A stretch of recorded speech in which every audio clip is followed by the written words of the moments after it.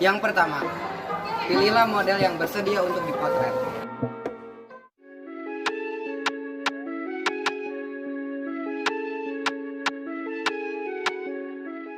Selanjutnya, pilihlah tempat-tempat yang menarik dan estetik.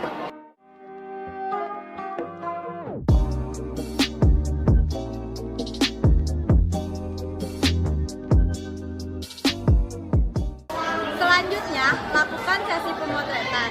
Di sini kami menggunakan handphone.